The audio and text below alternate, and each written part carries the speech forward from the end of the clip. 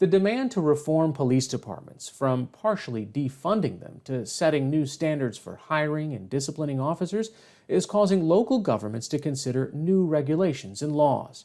In San Francisco, the Board of Supervisors is considering a resolution introduced last week that would urge the Civil Service Commission there to prohibit hiring officers with a history of serious misconduct.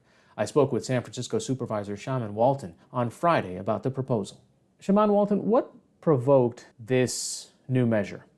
Well, we're just tired of seeing unarmed black men, unarmed people of color killed by law enforcement and there be no consequence. And so, one, obviously, there's some things that we have to do to address that issue, but also there are things we can do to be preventative. And so, urging the Civil Service Commission to never hire anyone that has had excessive force complaints, that have had racial profiling complaints, or complaints of misconduct in another city. What about one of the clauses that you had was even if they left in the middle of an investigation? Is that something that you're seeing? Well, it's something that we perceive to be happening. And if someone is in the middle of an investigation and they leave, that should be a red flag in itself.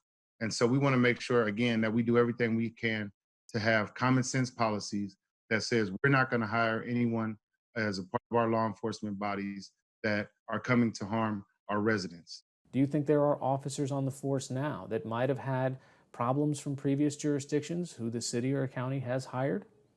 We definitely know anecdotally, and in fact, in some investigations, we've also found that there are officers in our police department that have worked in other jurisdictions and have had complaints. Is this a solution in search of a problem? I mean, have there been problems in the San Francisco or the police department already which lead you to believe that you need to take this step?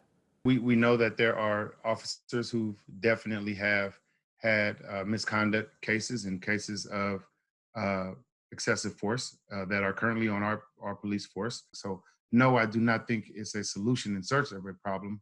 I think it is a very important step to protect our residents. And as a black man who's raising black children and living in a black community, it is very important that I do everything that I can in this role to make sure that we protect our residents.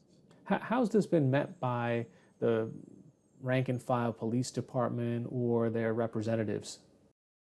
The officers that I've talked to think that this is common sense. I've heard that there are some rumblings from the Police Officers Association. I have 9 colleagues total that support this resolution and co-sponsored this resolution. Obviously, the district attorney is on board, and this is common sense policy that I think a lot of people will support. And I definitely know that in community and even have conversations with some of the rank and file, this is something that they also see as common sense policy.